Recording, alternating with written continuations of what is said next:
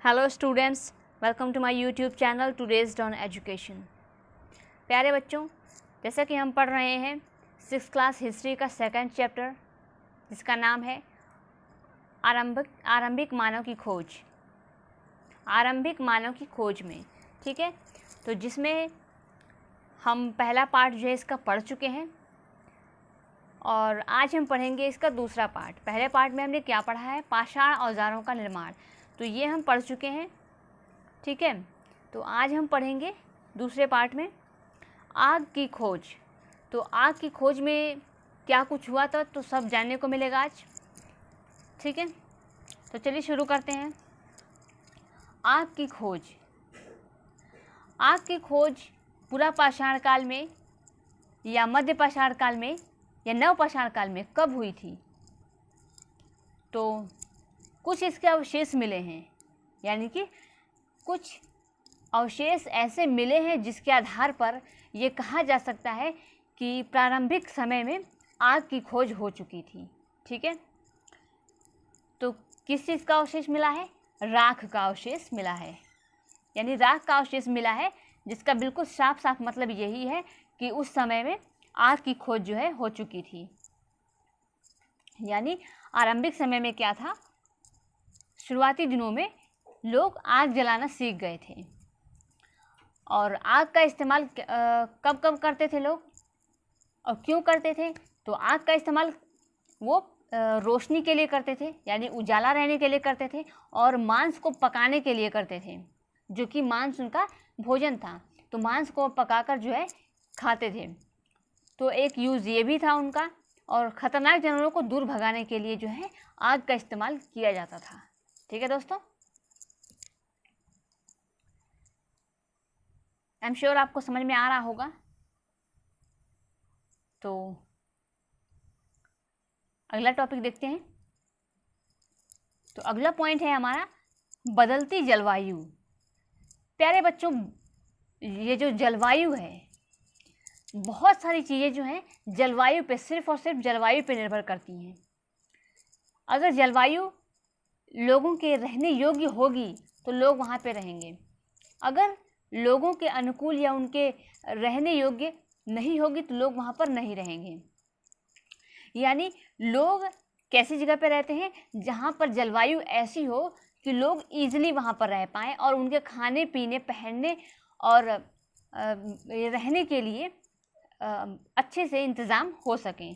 तो ऐसी जगहों पर जो है लोग रहा करते हैं।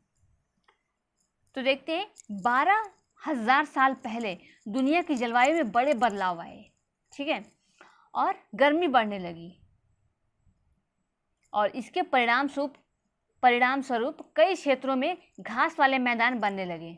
यानी जब गर्मी बढ़ी तो कई ऐसे क्षेत्र थे जहाँ पर घास वाले मैदान जो होते हैं वो बढ़ने लगे, और जब घास वाले मैदान बढ़ने लगे तो जो जंगली जानवर होते हैं जो सिर्फ और सिर्फ इस घास पर निर्भर करते हैं, जैसे हिरण, बारहसिंघा, भेड़, बकरी, गाय, ये सभी जानवर उस जो घास खाकर जिंदा रहते हैं तो वो घास की तरफ जो है पलायन करने लगे, ठीक है, वो घास की तरफ जाने लगे। और जो लोग होते हैं वो तो उस समय जो लोग थे प्रारंभिक समय में, वो शिकार करके और शिकार पर ही उनका जो है जीवन निर्भर था। यानी यूँ कह सकते हैं कि वो शिकार पर पूरी तरह से डिपेंड थे, क्योंकि कुछ और खाने को नहीं था। वो शिकार करते थे और अपना भोजन ग्रहण करते थे, ठीक है। तो जैसे जैसे ये जो जानवर जो थे वो घास की तरफ जाने लगे, यानी जिधर घास अच्छी घास थी तो वो घास पर डिपेंड थे, इसलिए वो घास की तरफ जाते थे। और जो लोग थे वो जानवरों पर डिपेंड थे, इसलिए वो शिकार पर डिपेंड थे, इसलिए वो जानवरों के पीछे पीछे उनका शिकार करने के लिए वो जाते थे वहाँ पर, ठीक है। तो वो क्या करते थे? वो सबसे पहले ये पता लगाते थे कि जो जानवर हैं उनके जो है खाने पीने की आदतें और उनका प्रजनन का समय क्या होता है, किस काल में जो है वो बच्चे जन्मते हैं, तो उसकी वो जानकारी हासिल कर लेते थे। और उस समय काल में वो लोग उन जानवरों के इर्द गिर्द ही होते थे, ठीक है, ताकि लोग इन जानवरों को पकड़कर अपनी ज़रूरत के अनुसार पालने की वो सोचने लगे, ठीक है। आगे देखते हैं।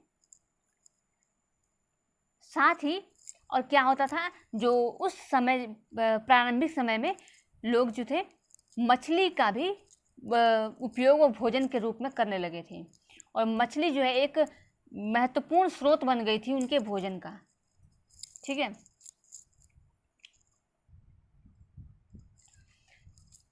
इसी दौरान उपमहाद्वीप के भिन्न भिन्न इलाकों में गेहूं, जौ और धान जैसे अनाज प्राकृतिक रूप से उगने लगे थे, ठीक है।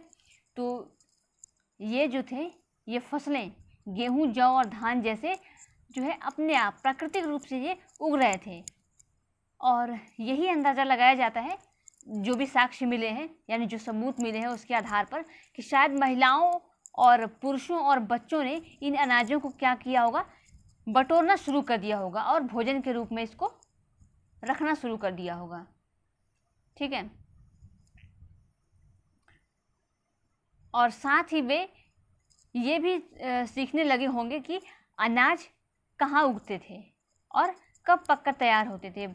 इन सब का जो है जानकारी वो प्राप्त करके और खुद भी उसको उत्पादन करना वो सीखने लगे थे, अनाजों का उत्पादन करना वो सीखने लगे थे, ठीक है।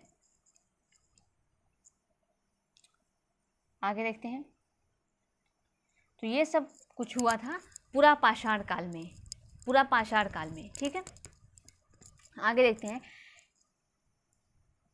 अगला जो हमारा टॉपिक है वो ये है शैल चित्रकला। इनसे हमें क्या पता चलता है, ठीक है। तो आपने सुना भी होगा कहीं कहीं कि जो पुराने जगहों पर जो है कुछ न कुछ चित्रकारी और चित्रकला जो है वहाँ पर कलाकारी पत्थरों पर या गुफाओं में की जाती थी, जिसके आधार पर ये अंदाज़ा लगाया जाता है कि कुछ तो चित्रकारी, कुछ तो कलाकारी ये लोग जानते थे, ठीक है। तो देखते हैं इधर, जिन गुफाओं में लोग रहते थे उनमें से कुछ की दीवारों पर चित्र मिले हैं, ठीक है।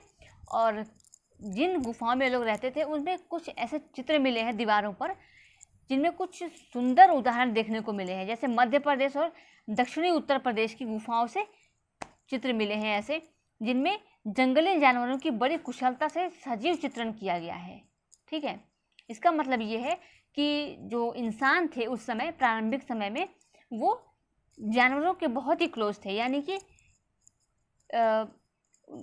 उसी पे पूरा डिपेंड थे और पूरी तरह से वो उससे जुड़े हुए थे जानवरों से, ठीक है। तभी इतनी सुंदर चित्रकारी या कलाकारी उन्होंने की होगी। जो चित्र आप यहाँ पर देख रहे हैं स्क्रीन पे, ये जो आप देख रहे हैं चित्र, ठीक है, ये एक बारहसिंगा है, ये भाग रहा है और ये आदमी इसे पकड़ रहा है, ठीक है। तो ये चित्रकारी जो है गुफाओं के दीवारों पर मिली है। नेक्स्ट देखते हैं हम, कौन क्या करता था। हमने पढ़ा कि प्रारंभिक समय में लोग शिकार करते थे और फल मूल इकट्ठा करते थे और पत्थरों के औजार और गुफाओं में चित्र बनाते थे। क्या हमें कोई ऐसे भी सबूत मिले हैं जिनसे पता चले कि महिलाएं शिकार करती थी या और पुरुष औजार बनाते थे, या फिर महिलाएं चित्रकारी करती थी और पुरुष फल मूल इकट्ठा करते थे? वास्तव में हमें इसका ज्ञान नहीं है। क्यों? क्योंकि कोई इसका साक्ष्य मिला ही नहीं है। लेकिन दो बातें हो सकती हैं, ठीक है, दो बातें हो सकती हैं। महिला और पुरुष दोनों ने मिलकर कई काम एक साथ किया होगा, ये सिर्फ हम अंदाज़ा लगा सकते हैं, ठीक है, प्रूव्ड नहीं है ये। यह भी संभव हो सकता है कि कुछ तरह के लोग काम केवल महिलाएं करती थी। कुछ तरह के काम जो है सिर्फ महिलाएं करती होंगी और कुछ तरह के काम जो है सिर्फ और सिर्फ पुरुष लोग किया करते होंगे। इसके अलावा उपमहाद्वीप के लोग उपमहाद्वीप के अलग अलग क्षेत्रों में अलग अलग परंपराएं भी रही होंगी, क्योंकि जो भी इसके साक्ष्य मिलते हैं उसके आधार पर जब ये पता चलता है कि इस जगह का कल्चर ऐसा होगा, इस जगह का कल्चर ऐसा होगा, यानी कि दोनों में डिफरेंस होगा, तो पता चलेगा कि कुछ ना कुछ तो यहाँ पे लोग अलग तरीके से रहा करते थे और इस जगह पे अलग तरीके से रहा करते थे। ठीक है, समझ रहे हैं आप? तो चलिए देखते हैं आगे। यहाँ पर पुरा पाषाण युग के कई पुरा स्थल मिले हैं। ठीक है, कुछ पुरा स्थलों से अलग अलग कार्यों में लाए जाने वाले कई प्रकार के औजार मिले थे।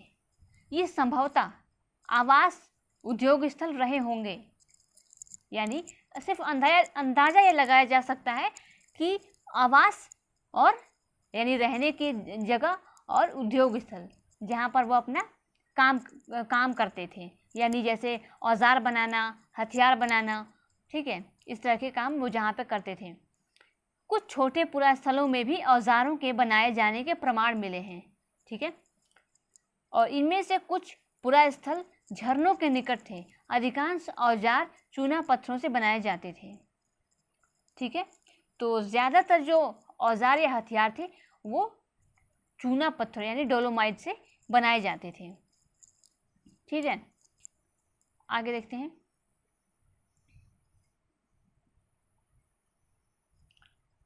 तो दोस्तों उम्मीद करती हूँ कि आपने बहुत अच्छे से समझा होगा इस चैप्टर को। ठीक है, तो चैप्टर यहीं पे होता है समाप्त। तो इसका क्वेश्चन आंसर बहुत ही जल्द मैं लेकर आने वाली हूँ, तो आप ज़रूर उसको देखिएगा। तो चलिए दोस्तों,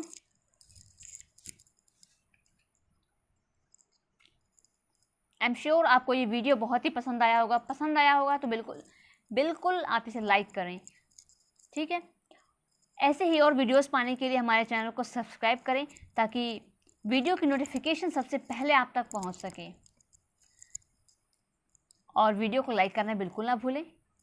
तो दोस्तों इसी के साथ कीप लर्निंग, बी कनेक्टेड और देखते रहिए टुडेज डाउन एजुकेशन।